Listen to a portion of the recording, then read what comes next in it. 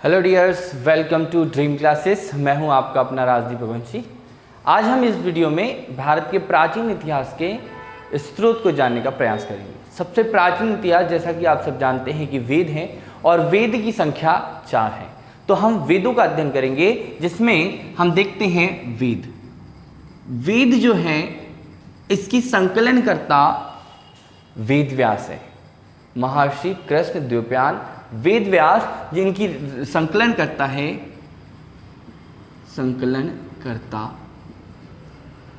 वेद व्यास, और वेदों की संख्या 4 है। वेद कितने हैं? 4 है। एक ऋग्वेद, यजुर्वेद, सामवेद और अथर्ववेद। जो ऋग्वेद है, ये सबसे प्राचीन ग्रंथ है।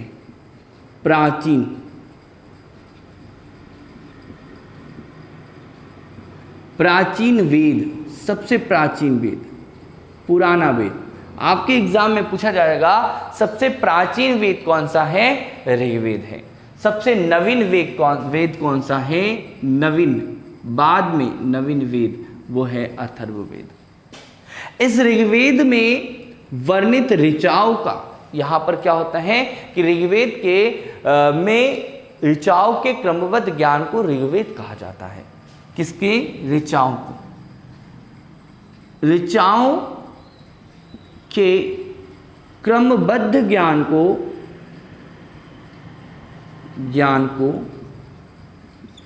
ऋग्वेद कहा जाता है। ध्यान से समझिएगा, यहां से एक क्वेश्चन आएगा। इस ऋग्वेद में 10 मंडल हैं, 1028 सूक्त हैं, और जो हम ऋचाओं की बात कर रहे हैं ये 10,462 ऋचाएं हैं। तो आपके एग्जाम में यहां से क्वेश्चन आएगा कि सबसे प्राचीन वेद कौन सा है? ऋग्वेद। इसमें 10 मंडल, 1028 सूक्त और 10,462 ऋचाएं हैं।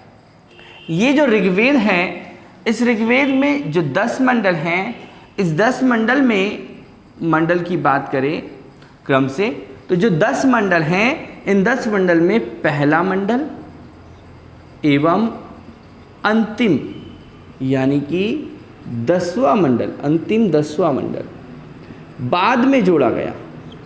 कब जोड़ा गया? बाद में जोड़ा गया। और दूसरे मंडल, सेकंड मंडल से 7th मंडल तक,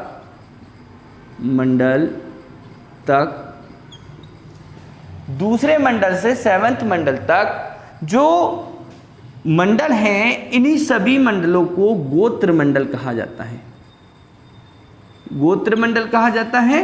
इसका अभिप्राय है, इसका अर्थ है कि एक समान गोत्र वाले लोगों ने, ऋषि मुनियों ने इसका क्या किया गया है? संकलन किया गया है। जैसे गुरु वशिष्ठ ने, विश्वामित्र ने। जैसे आगे बढ़ते हैं, जो तीसरा मंडल है, बहुत ही इंपॉर्टेंट है, 3rd मंडल। जो तीसरा मंडल है, ये तीसरा मंडल आप बहुत इंपॉर्टेंट, ये कि तीसरा मंडल सूर्यपुत्री सावित्री को समर्पित है। सावित्री देवी को समर्पित, सूर्यपुत्री सावित्री देवी को समर्पित है। आपका कौन सा मंडल? आपका तीसरा मंडल है। इस मंडल की रचना किसने की है? प्रश्न आएगा कि तीसरे मंडल की रचना किसने की है? तो तीसरे मंडल की रचना विश्वामित्र ने की है। ये एक क्वेश्चन है। तीसरे मंडल की रचना विश्वामित्र के द्वारा की गई है। विश्वामित्र जो है, यहां पर सूर्यपुत्री सावित्री को समर्पित गायत्री मंत्र की स्थापना। किसकी? गायत्री मंत्र। तो गायत्री मंत्र का उल्लेख, जो आप हम सब जानते हैं कि गायत्री मंत्र बहुत ही महत्वपूर्ण है। इसके जाप से आपको आध्यात्मिक शांति और आध्यात्मिक शक्ति का अनुभव होता है। तो गायत्री मंत्र, जैसे कि मैं उल्लेख कर देता हूँ, बता देता हूँ कि ओम भूर्भुवः स्वः तस्सवितुर्वरेण्यं भर्गो देवस्य धीमहि धियो यो नः प्रचोदयात्। तो ये जो गायत्री मंत्र हैं, तो गायत्री मंत्र का उल्लेख यानी कि लेखन विश्वामित्र द्वारा किया गया है और इसका उल्लेख तीसरे मंडल में किया गया है। इसके बाद अगला मंडल आता है सातवां मंडल। सातवां मंडल भी बहुत महत्वपूर्ण है। इस सातवें मंडल में 10 राज्य युद्ध का वर्णन है। 10 राज्य युद्ध ये पारुष्णी नदी के किनारे, पारुष्णी नदी के किनारे, ये पारुष्णी नदी के किनारे हुआ था। वर्तमान में पारुष्णी नदी हम रावी नदी को कहते हैं। ये जो 10 राज्य युद्ध है 10 राजाओं के मध्य, 10 कबीलों के मध्य हुआ था और इस 10 राज्य युद्ध से में जो जीत है वो सुदास की हुई थी, राजा सुदास की हुई थी। तो ये क्वेश्चन यहां भी बनेगा कि 10 राज्य युद्ध 10 राजाओं के मध्य, 10 राजाओं के मध्य, ठीक है। इसमें विजय कौन हुआ? विजय हुआ सुदास। ये क्वेश्चन आएगा आपके एग्जाम में, आपको ध्यान रखना है। आगे बढ़ते हैं। 8वां मंडल, 8वां मंडल, जो 8वां मंडल है इसमें हस्तलिखित ऋचाओं का वर्णन है। तो हस्तलिखित ऋचाओं का वर्णन किसमें है? 8वें मंडल में है और हस्तलिखित ऋचाओं को खिल कहा जाता है। क्या कहा जाता है? खिल कहा जाता है। एक क्वेश्चन यहां से भी आपको बनेगा, ठीक है। तो 10वां मंडल। 9वां मंडल, 9वां मंडल, ये जो 9वां मंडल है ये 9वां मंडल सोम देवता को समर्पित है। सोम देवता को समर्पित। 9वां मंडल सोम देवता को समर्पित है। 7वां मंडल 10 राज्य युद्ध से संबंधित है। 8वां मंडल हस्तलिखित ऋचाओं को खिल कहा जाता है। तीसरे मंडल में गायत्री मंत्र का उल्लेख किया गया है। विश्वामित्र द्वारा तीसरे मंडल की रचना की गई है।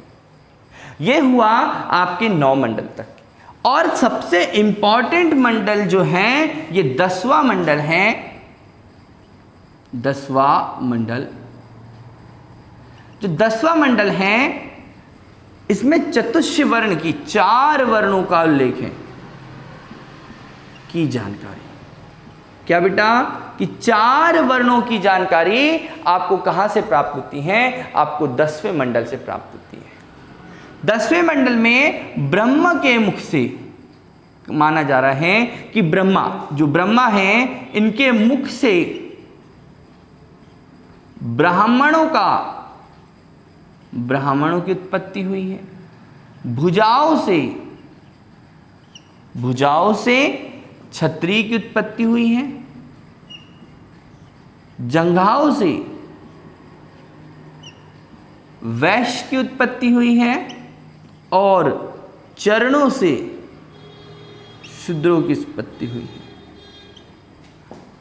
तो 10वां मंडल पुरुष सूक्त से संबंधित है। पुरुष सूक्त प्रश्न आएगा आपको कि पुरुष सूक्त किसमें वर्णित है? तो पुरुष सूक्त आपको बताना है। पुरुष सूक्त आप इसको पुरुष सूक्त, ये किससे संबंधित है? 4 वर्ण, 10वां मंडल, ब्राह्मण, क्षत्रिय, वैश्य और शूद्र, ठीक। यहां 4 मंडल जो थे ये कर्म आधारित थे, वंश आधारित नहीं, जात आधारित नहीं। जब हमें ऋग्वेद से, हमें वेदों से आर्यों की संस्कृति के बारे में जानकारी प्राप्त होती है। जो वेद है ऋग्वेद, इसमें हमें ऋग्वेदिक काल यानी कि वैदिक सभ्यता के बारे में हमें जानकारी मिलती है। जैसा कि आप सब जानते हैं कि वैदिक सभ्यता एक प्राचीन सभ्यता है। इसका आदि काल, इसका समय मैं आपको बता दूं कि वैदिक सभ्यता का समय अगर हम देखते हैं तो वैदिक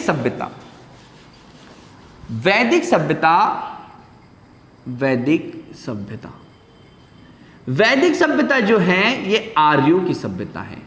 आर्यों की सभ्यता अर्थात जो ऋग्वेद है इसमें किसका वर्णन मिलता है? इसमें हमें आर्यों का वर्णन मिलता है कि आज से लगभग 1500 ईसा के पूर्व से लेकर 600 ईसा के पूर्व तक एक सभ्यता भारत के उत्तर पश्चिमी क्षेत्र में सिंधु, सतलज, रावी, व्यास, झेलम और सरस्वती नदी के आसपास के क्षेत्र में थी। यह सभ्यता भी वैदिक सभ्यता कहलाई।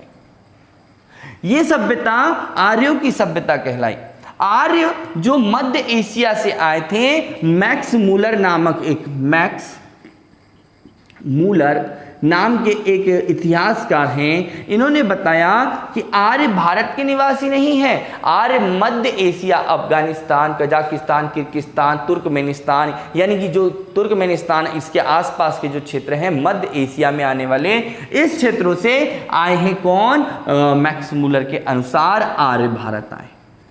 आर्य कहां से? मध्य एशिया से।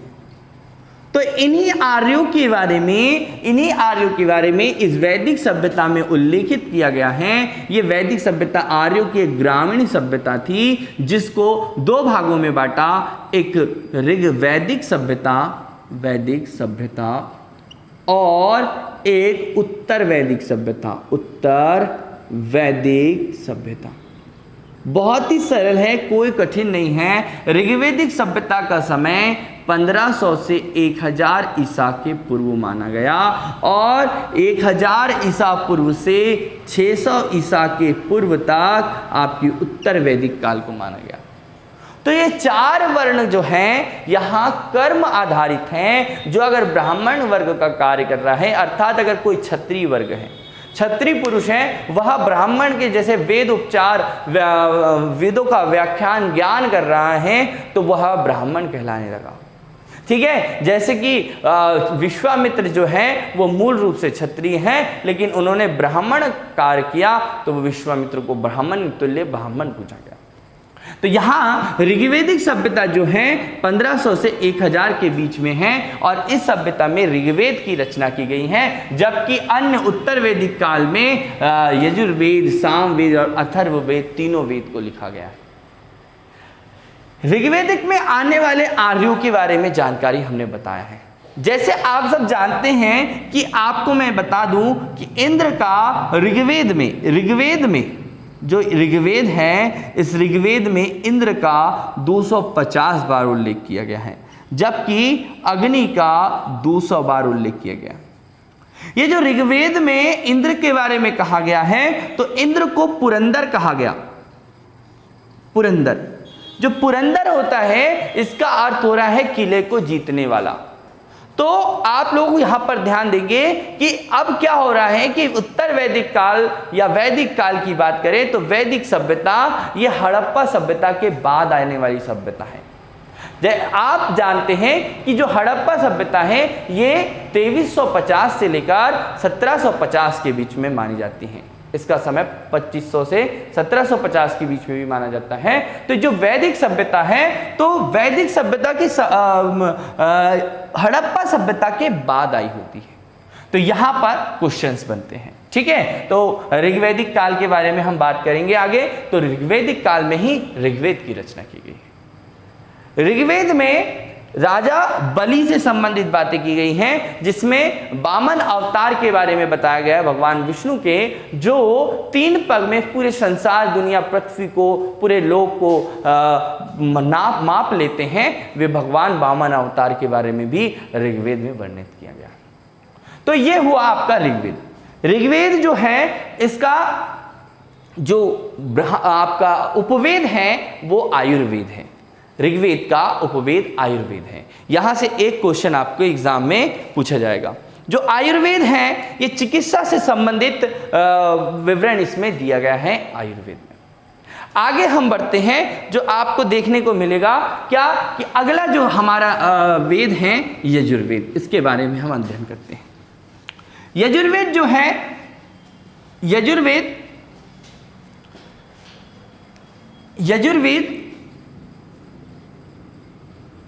यजु का अर्थ होता है यज्ञ। तो यज्ञ से संबंधित क्रियाकलापों, उनके विधि विधानों आदि के बारे में हमें जानकारी जो है वो आपके यजुर्वेद से मिलती है। यानी कर्मकांडीय कार्य को यजुर्वेद जो है ये गद्य एवं पद्य दोनों में लिखा गया है। यजुर्वेद गद्य एवं पद्य दोनों में लिखा गया है, ये आपको ध्यान रखना है, ठीक है। क्योंकि यहां से एक क्वेश्चन आपके एग्जाम में पूछा जाना होता है कि गद्य और पद्य किसमें लिखे गए हैं। अब यजुर्वेद के पाठकर्ता को उद्धर्व्यु कहा जाता है और ऋग्वेद के पाठकर्ता को होत्र कहा जाता है, जबकि सामवेद के पाठकर्ता को उद्गात कहा जाता है। तो यहां से एक क्वेश्चन पूछा जाता है, ठीक है। तो यजुर्वेद जो आपको याद रखना है कि यज्ञ से संबंधित है, कर्मकांडी क्रियाकलापों से संबंधित है, यज्ञ के विधि विधान से, बलि के बारे में, इसमें हमें बलि के बारे में बताया गया है, बलि की जानकारी हमें प्राप्त होती है।